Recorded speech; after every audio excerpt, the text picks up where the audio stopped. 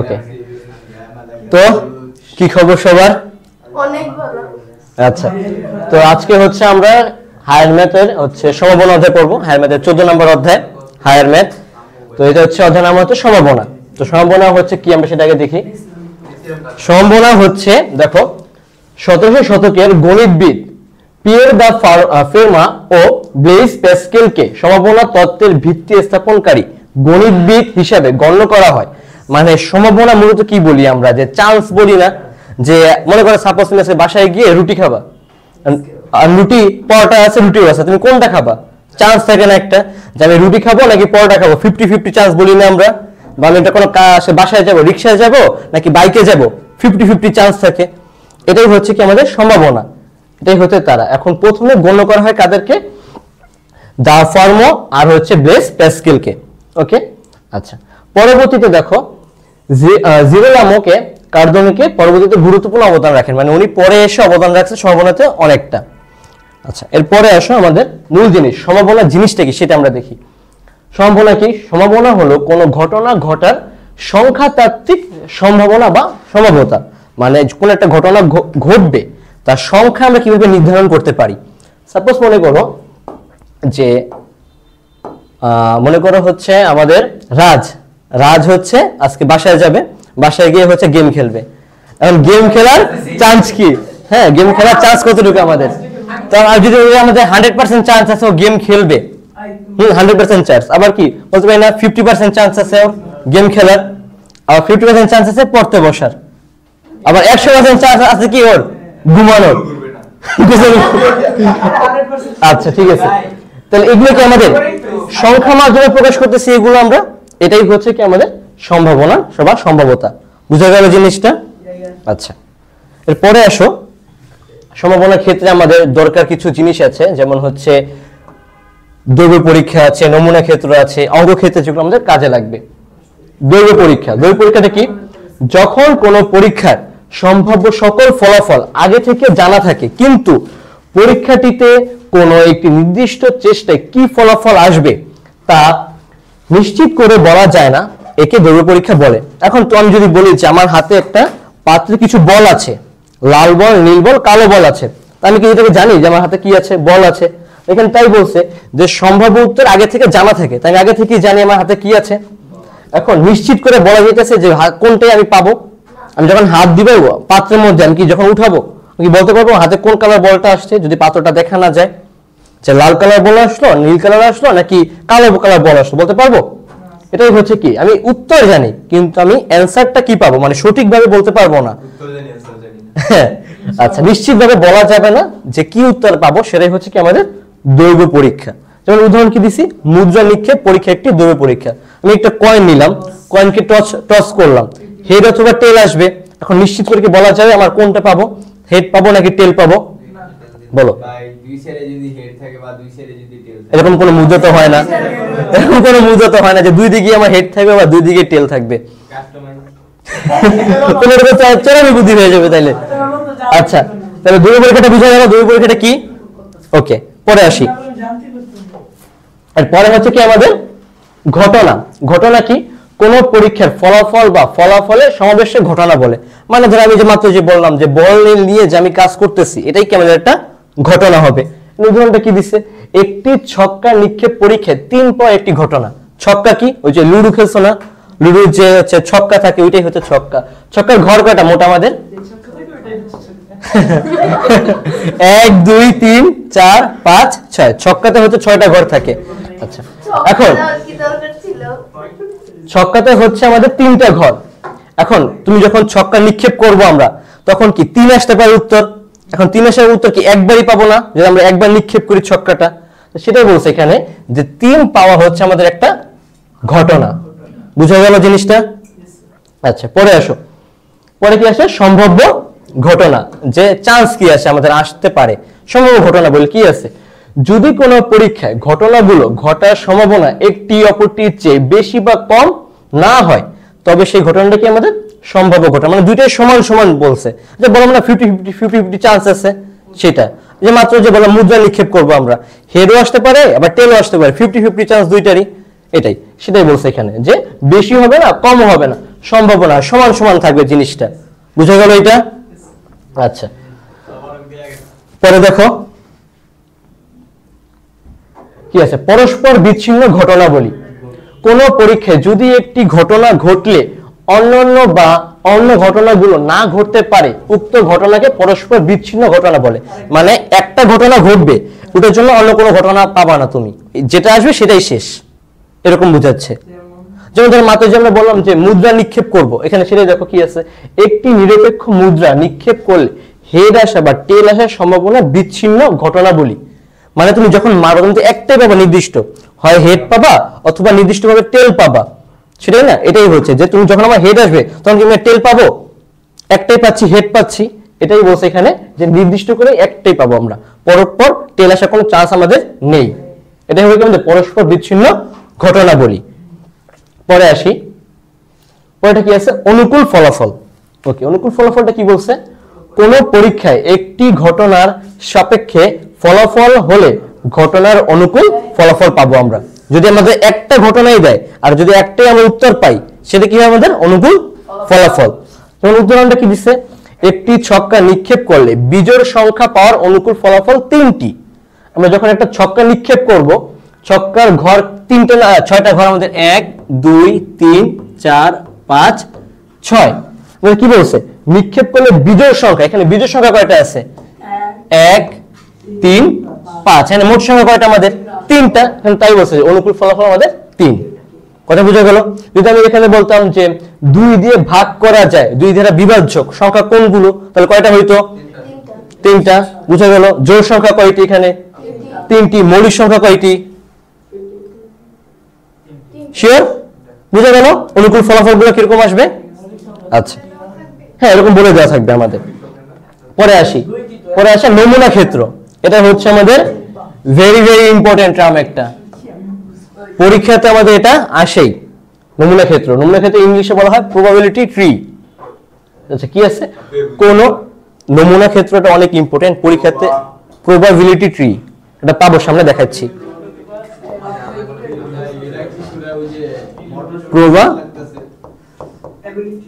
Probability tree মানে সম্ভাবনার গাছ বলা হয়, ওটা সামনে পাবো আমরা। কোন দৈব পরীক্ষায় সম্ভাব্য সকল ফলাফল নিয়ে গঠিত সেটকে নমুনা ক্ষেত্র বলে। তাহলে এখানে কি আমাদের একটা সেট বলেছি, দেখছো? তাহলে অবশ্যই কি আমাদের সেট কি ভাবে লিখি আমরা, ব্র্যাকেট আকারে, মনে আছে? সেটকে ব্র্যাকেট আকারে লিখতাম, কমা দিয়ে প্রকাশ করতাম, নির্দিষ্টভাবে সংকেতকে ইংরেজি বর্ণমালা বড়হাতের অক্ষর দিয়ে প্রকাশ করতাম। তাহলে নমুনা ক্ষেত্রকে কি দ্বারা প্রকাশ করা হয়, এস দ্বারা প্রকাশ করা হয়। ওকে, তো এখানে কি আছে দেখো, একটি মুদ্রা নিক্ষেপ করলে 2টি সম্ভাব্য ফলাফল পাওয়া যায়। যখন আমরা একটা মুদ্রা মারবো, আমরা হয় হেড পাবো অথবা টেল পাবো, 2টা ফলাফল আসতে পারে আমাদের, আসতে পারে। এখন হেড বা টেল আসবে, সুতরাং 2টি মুদ্রা একসাথে নিক্ষেপ করলে কি হবে, আমরা একটা মারলে কি পাবো, একটা হেড পাবো বা একটা টেল পাবো। যদি 2টা মারলে কি পাবো, 2টা হেড পেতে পারি আমি একসাথে, 2টা কয়েন একসাথে মারি 2টা হেড পেতে পারি, একটা হেড একটা টেল আসতে পারে, এরকম তো দেখো। সেটাই আমি 2টা হেড পেতে পারি, একটা হেড একটা টেল পেতে পারি, একটা মুদ্রা টেল একটা হেড পেতে পারি, আবার 2টাই কি আমি একসাথে টেল পেতে পারি। 2টা মুদ্রা নিক্ষেপের জিনিস বুঝতে পারছো? আচ্ছা, তো পরে আসি আমাদের, দেখো আচ্ছা হচ্ছে নমুনা বিন্দু। হ্যাঁ, নমুনা বিন্দু, নমুনা বিন্দুটা কি ছিল দেখো, নমুনা ক্ষেত্রের প্রতিটা উপাদানে কি হচ্ছে আমাদের নমুনা বিন্দু। এই যে দেখো সেটের মধ্যে প্রতিটা যে অংশ, এই প্রতিটা অংশই কি আমাদের হবে এক একটা উপাদান, উপাদানে কি আমাদের নমুনা বিন্দু। তাহলে এখানে কয়টা নমুনা বিন্দু আছে, 4টা। বুঝা গেছে? এখানে তাই বলা আছে। উদাহরণটা দেখো, এখানে একটি মুদ্রা একবার নিক্ষেপ পরীক্ষায় নমুনা ক্ষেত্র এস, নমুনা ক্ষেত্র এস দিয়ে প্রকাশ করি, মাত্র জানলাম এস দিয়ে। তাহলে একবার মারবো, তাহলে কি পাবো, একটা হেড একটা টেল পেতে পারি, সেটা লেখা আছে। এবং এখানে হেড ও টেল প্রত্যেকই একটা নমুনা বিন্দু, হেড একটা নমুনা বিন্দু, টি একটা নমুনা বিন্দু। এ পর্যন্ত সমস্যা আছে কারো? ওকে, এরপরে লাস্ট আমাদের 2টা 3টে আছে, দেখি। নিশ্চিত ঘটনা মানে এটা ঘটবেই ঘটবে এরকম বুঝাচ্ছে। কি আছে, কোন পরীক্ষায় যে ঘটনা অবশ্যই ঘটবে তাকে নিশ্চিত ঘটনা বলে। আর নিশ্চিত ঘটনার ক্ষেত্রে সম্ভাবনার মান কত, 1। সব সময় যখন তুমি বলবো যে নিশ্চিত, আমি যদি বলে দিই প্রশ্নে যে আমি মুদ্রা নিক্ষেপ করব, একটা হেডই পাইছি, আমি কি নিশ্চিত করে বলে দিছি, তাহলে এখানে আমাদের এখানে অ্যানসারটা কত আমাদের 1 হবে মান। তখন সম্ভাবনা অ্যানসারটা কত 1। কথা বুঝা গেল? আবার বলি, আমি বললাম যে আমি এটা মনে করে মুদ্রা নিক্ষেপ করব, মুদ্রা নিক্ষেপ করব, আমি হেডই পাইছি, নিশ্চিত করে জিনিসটা বলছি না যে আমার এখানে হেড আসছে, হেডই আছে, তাহলে এটা কি হবে নিশ্চিত ঘটনা একটা, তাহলে তখন নিশ্চিত ঘটনা আমাদের সম্ভাবনার মান কত 1। কথা বুঝা গেল? আচ্ছা, যেমন এখানে দেখো একটি মুদ্রা নিক্ষেপ পরীক্ষায় হেড অথবা টেল আসার সম্ভাবনার মান কত 1। কথা বুঝতে পারছো? আচ্ছা, অসম্ভব ঘটনা যেটা কি কোনো সিউরিটি দিয়ে বলা যায় না, এটা কি আমাদের একটা অসম্ভব ঘটনা। হ্যাঁ, আমি মানলাম আমি হেড আসছে না টেল আসছে কিছুই বলতে পারতেছি না, এটা কি অসম্ভব ঘটনা একটা। আচ্ছা, এই যে আসতে কথা না আসতে কি আছে দেখো, একটি ছক্কা নিক্ষেপে 7 আসার সম্ভাবনা 0, ছক্কায় কি 7 আছে? তাহলে এটা একটা অসম্ভব ঘটনা না? ছক্কায় কোনোভাবে মারলে কি 7 আসবে? আমার আসবেই না, তাহলে এটা একটা অসম্ভব ঘটনা। কথা বুঝা গেল? আচ্ছা, এরপরে কি আছে আমাদের জাকানাকা নাকি? আচ্ছা আচ্ছা, আমাদের সূত্র কোন ঘটনার সম্ভাবনা, মানে একটা আমি ঘটনা বললাম, ঘটনাটা সম্ভাবনার সূত্রটা কি? কোন উক্ত ঘটনার অনুকূল ফলাফল ভাগ সমগ্র সম্ভাবনার ফলাফল। আর সম্ভাবনা না হওয়ার সম্ভাবনা যদি উত্তর না হয় তাহলে কি হবে? একই জিনিস শুধু কি 1 দিয়ে বিয়োগ করতে হবে। ওকে, তাহলে আমাদের অনুকূল ফলাফলটা কি ছিল মনে আছে? অনুকূল ফলাফলটা কি বলছিলাম?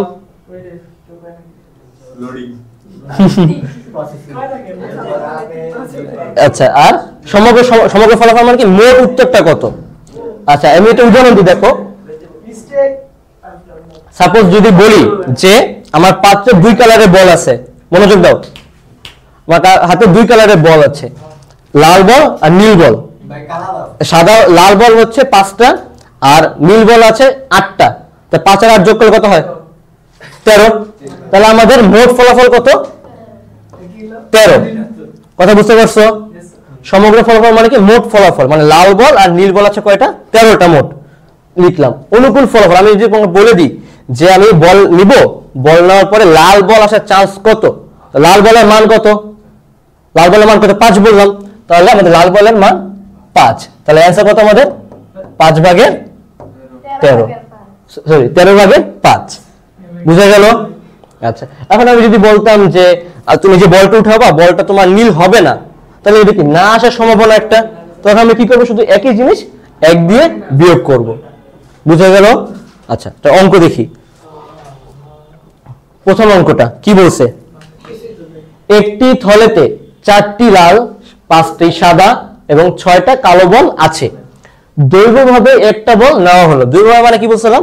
যে আমি যে কোনো একটা বল নিব, মানে বলতে পারবো না আমার হাতে কোন বলটা আছে, এটা হচ্ছে দৈর্ঘ্যভাবে বলা। এখন বলটি ক নম্বর প্রশ্ন কি বলছে? লাল। তার মানে কি লাল হওয়ার সম্ভাবনা কত বলো? একটু পরে তাহলে আমাদের কি বলছিলাম? মাত্র বলছিলাম কি? হ্যাঁ, তাহলে আগে কি আমাদের সবগুলাকে আগে যোগ করতে হবে, যোগ করার পরে যে মানটা পাবো সেটা লাল বলটা দিয়ে ভাগ করতে হবে।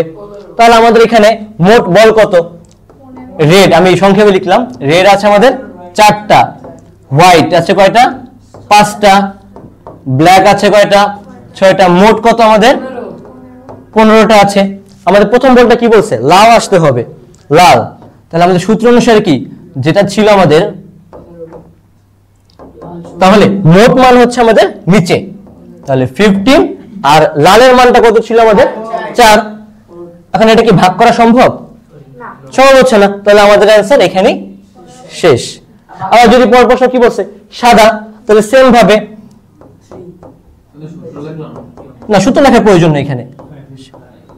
এখন এটা কি ভাগ করা যাচ্ছে? তাহলে এটা ভাগ করে দিব 1/3, শেষ অ্যানসার। কথা কি বুঝা গেল?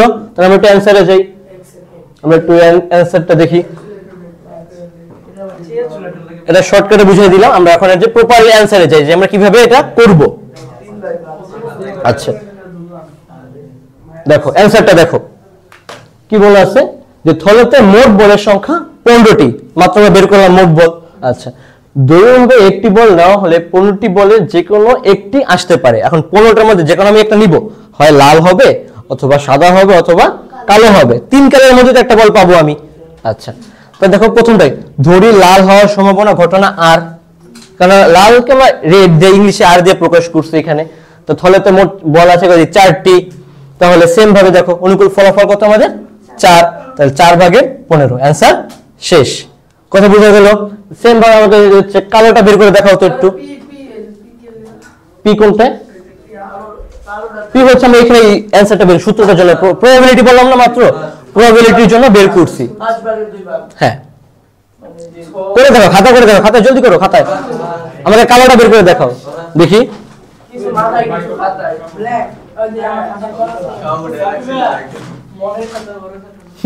মনের খাতা বড় খাতা, আচ্ছা পরীক্ষায় ছাড়া না মনে মনে নাম্বার দিয়ে দিবে আমাদের দুই কারণে। আচ্ছা ঠিক আছে, হ্যাঁ জলদি জলদি ফেলো।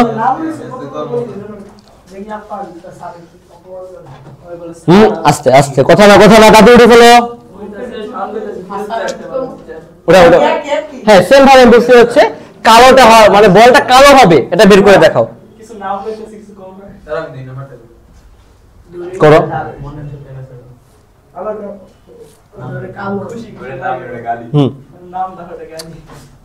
কথা বলতে মানা করছি, ঝটপট করে ফেলো। হ্যাঁ ঠিক আছে, গুড।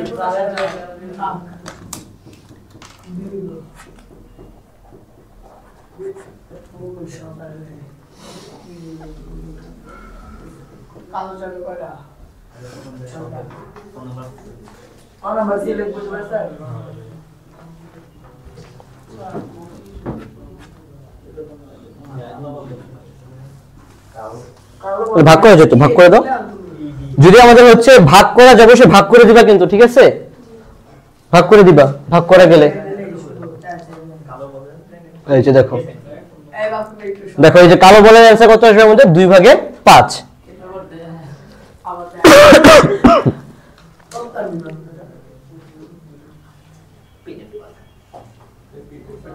আচ্ছা হ্যাঁ আচ্ছা, এর পরেরটা সম্পূর্ণ এখন করে দেখাও আমাকে। এটা করে দেখাও। পোস্ট উত্তর শর্টকাট উত্তর করলে তাহলেই হবে, শর্ট করে দেখাও তাহলেই হবে। হ্যাঁ একই নিয়ম, শুধু মতো লিখে দিলাম না,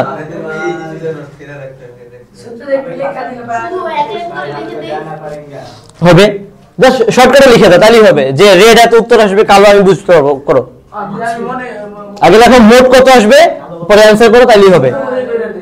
না খাতা করো জলদি।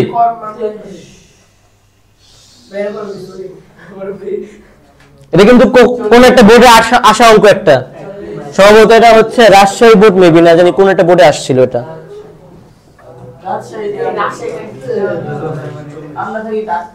এর প্রশ্নটা কি বলছিল দেখি, একটি থলেতে একই ধরনের 12টি কালো, 11টি লাল এবং 17টি সাদা বল আছে। থলে থেকে একটি বল মার্বেল দুইভাবে নির্বাচন করা হলো। তাহলে আমাদের কি বলছে, মার্বেলটা কি হবে, লাল হবে, কালো হবে, সাদা আর কি কালো নয়। মানে আমরা যে বলটা উঠাবো বলটা কি কালো হতে পারবে না, এটা কালো না আসা কত। হ্যাঁ সবগুলো করে দেখো, 4টাই করে দেখো।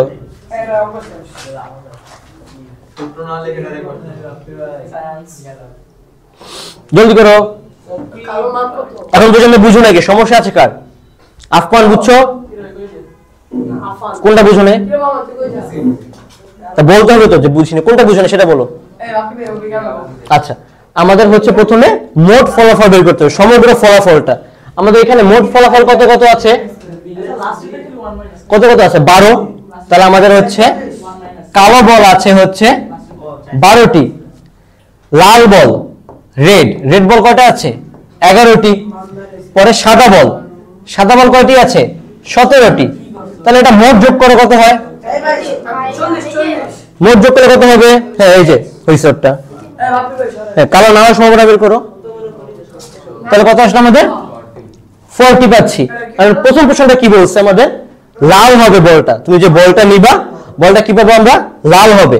এখন এটা আসার চান্স কতটুক, লাল বল কত ছিল আমাদের, লাল কয়টা 11টি লাল বল, তাহলে হচ্ছে আমাদের পাওয়ার অফ প্রবাবিলিটি অফ আর সমান আমাদের মোট বল ছিল হচ্ছে 40টা আর লাল বল ছিল 11টা। এটা কি ভাগ করা বা বিভাজ্য করে যাচ্ছে?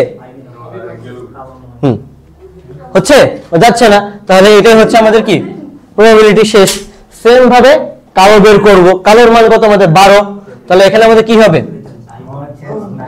Black is equal to 12/40। এটা কি ভাগ করা যায়? কত কত ভাগ করা যায়? কত কত হয় 3 10। আর কি যা ভাগ করা আর যাচ্ছে না, তাহলে আমাদের অ্যানসার কি এটাই শেষ।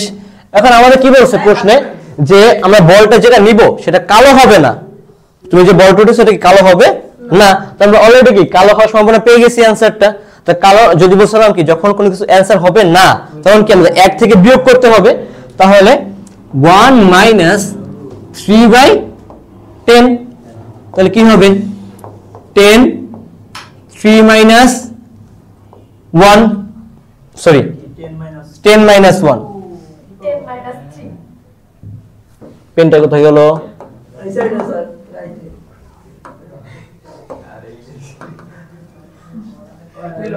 ঠিক করে দিতেছি। ওকে 1 - 3/10 ইজ ইকুয়াল টু লসাগু করলে হচ্ছে আমাদের 10 10 - 3 ইজ ইকুয়াল টু 7/10। তাহলে আমি যখন হচ্ছে বলটা উঠাবো বলটা কালো হবে না, তার চান্স কতটুকু 10/7। বুঝা গেল জিনিসটা?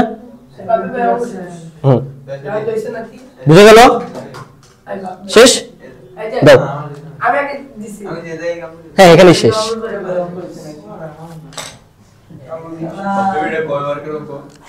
4 মার্কের।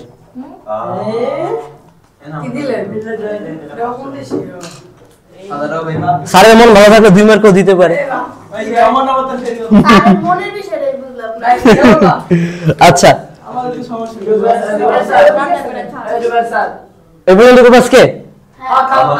আচ্ছা টেস্ট ডব্লিউ লিখে দাও,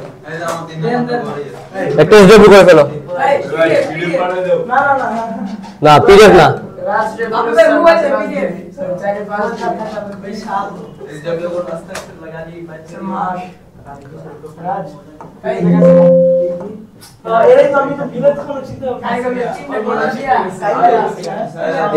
আস্তে আস্তে আস্তে কথা না, আমি আগে সংকেত দিয়েছিলাম যে এখানে কিন্তু তোমাদের সব সাউন্ড চলে আসে আস্তে।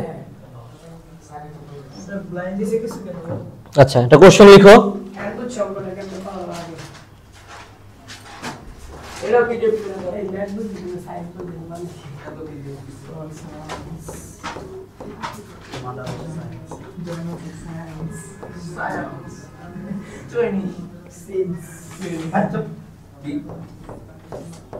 শাওন কথা বেশি বলতেছো।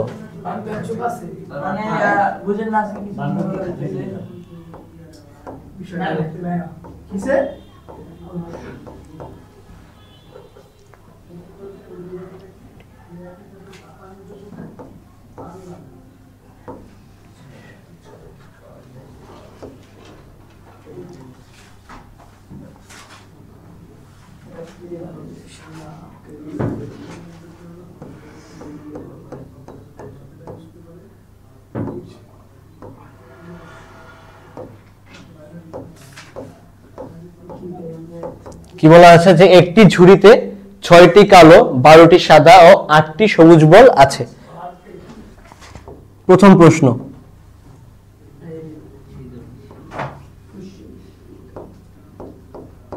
বলটি আচ্ছা না এটা না, সুন্দর করে সৃজনশীলের মতো করিয়ে দিই। দৈব পরীক্ষা কাকে বলে এটা করে নিয়ে আসবা। না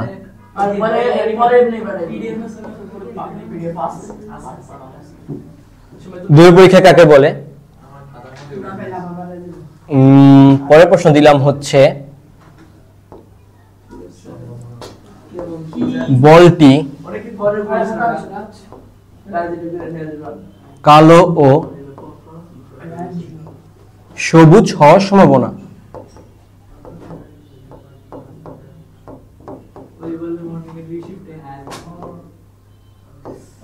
কি বলছি, বলটি কালো ও সবুজের সম্ভাবনা নির্ণয় করো।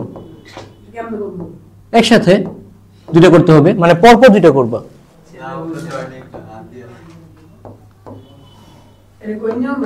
হ্যাঁ সেম ভাবে। এর পরেরটা করবা হচ্ছে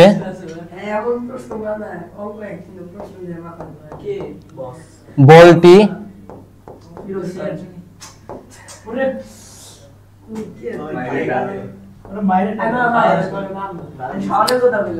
আরে এত কথা গালি দেব এটা আমার কাছে গালি ছিল বেশি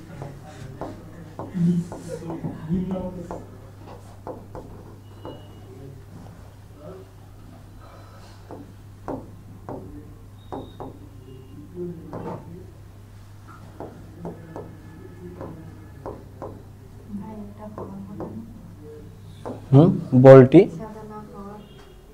তো না আসার ওই একই কথা, আসার বা হবার সম্ভাবনা কত, এটা করে নিয়ে আসবা। হ্যাঁ এই বাপু ভাই, খাওয়া নাম্বার যেটা পাবো এটা খাবো, খাওয়া নাম্বারটা করবো।